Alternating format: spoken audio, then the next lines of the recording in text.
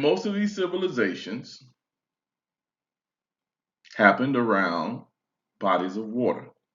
One thing you have to have a good civilization is a solid, clear, sustained supply of water. So in the PowerPoint, I mentioned some of these. Of course, the Nile River is the first one. Um, there were so many civilizations that built along the Nile River. We know about Egypt, but people don't talk much about Nubia. They don't talk about the civilizations that happen south. They don't talk about Ethiopia, which in the highlands, which is the origin of the Nile River. It starts from a stream up in the highlands in the plateau region of what we know of today as Ethiopia. Congo River. We're going to talk about Congo. That's why you have two countries in Africa named Congo, and both of them are so named after the river.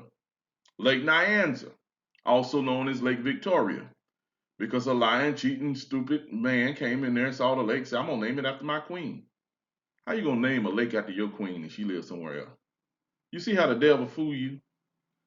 Anyway, they're reclaiming this and calling it by its original name Lake Nyanza. Lake Malawi, which is the country in southern Africa, Malawi was named after Lake Malawi. Lake Chad, which is in Central North Africa. Lake Chad is to the east of Mali, and to the northeast of Nigeria. There are several countries that border Lake Chad. Lake Chad is a huge lake, one of the great lakes of Africa. The Niger River. The Niger River civilizations are many. The Niger River is one of those rivers that curves. You know, the Nile River is the only river that flows northward. But part of the Niger River, it flows northward because it comes in from the sea and then it curves around like that. And it's a very beautiful river. And many other bodies of water witness the creation of large, complex states. What do we call large, complex states?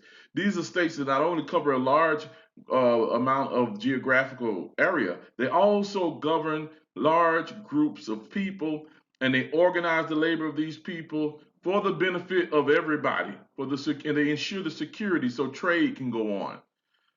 We live in this type of state and we think it's normal, and a lot of people think that these types of states didn't exist in Africa, and that's false. So I'm telling you, they had them from the earliest times, because if you look at Egypt alone, you look at Nubia alone, you look at Azania, you look at Ethiopia, Aksum, it was called Aksum back then.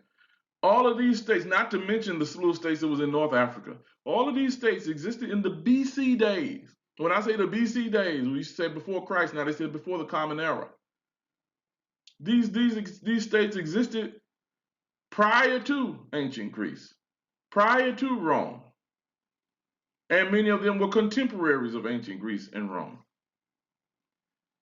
There was a guy named Martin Bernal who wrote a 2-volume book based on how the Greeks got all of their learning from ancient Egyptians. If you take a world history class, they tell you the earliest civilization was Mesopotamia, and they say the second earliest was Egypt. Well, I found out, because when you go higher in your learning, you learn things.